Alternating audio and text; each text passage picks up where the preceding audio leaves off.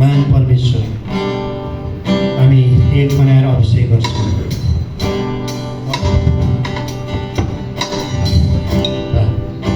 महान जिउँदो परमेश्वर पिता, उहाँलाई हामीले पास्टर सेवकाई गऱ्यौँ, तेल खनाएका छौँ।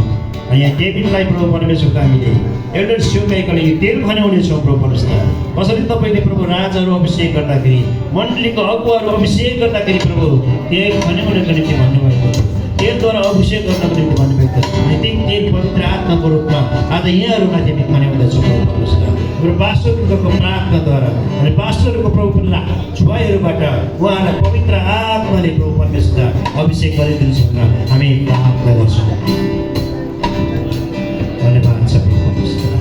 तपाईँ प्रभुले सुन्नुहोस् प्रभु, तपाईँको हातद्वारा प्रभु परमेश्वर लैजाउनुले आफ्नो ठाउँहरूमा राम्रो अनि प्रभुले सिर्जना ठुलोमा नबचाउने भेडिया प्रभु परमेश्वर पिता, ए येशूको परमेश्वर पिता, अनि उहाँहरूले त्यो सेवकाई गर्न सकिन्छ हामी प्रार्थना गर्छौँ। परमेश्वरले उहाँहरूलाई हेर्नुहोस्, भनान नपति अनि व्यक्तिर प्रार्थना गर्छौँ। जनहरूले अभिषेक गर्दछ।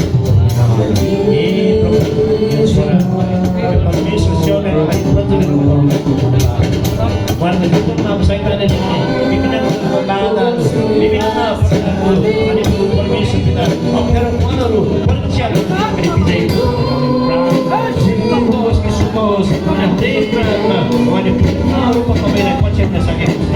आफ्नो मण्डलीलाई तपाईँलाई पछ्याउन सक्ने बनाउन सकिदिनुहोस् भनेर हामी प्रार्थना गर्छौँ।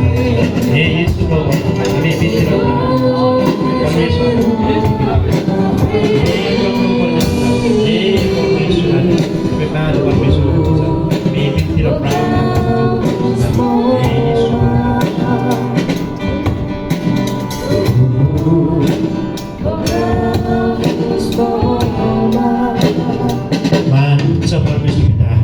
क्षणको लागि हामी तपाईँलाई धन्यवाद दिन्छौँ प्रभु परमेश्वर। तपाईँले आफ्नो पवित्र आत्मा पठाएर गणहरूलाई, एल्डरलाई अनि प्रभु पास्टरलाई प्रभु तपाईँले आफ्ना आत्माद्वारा छुट्नु भएको छ।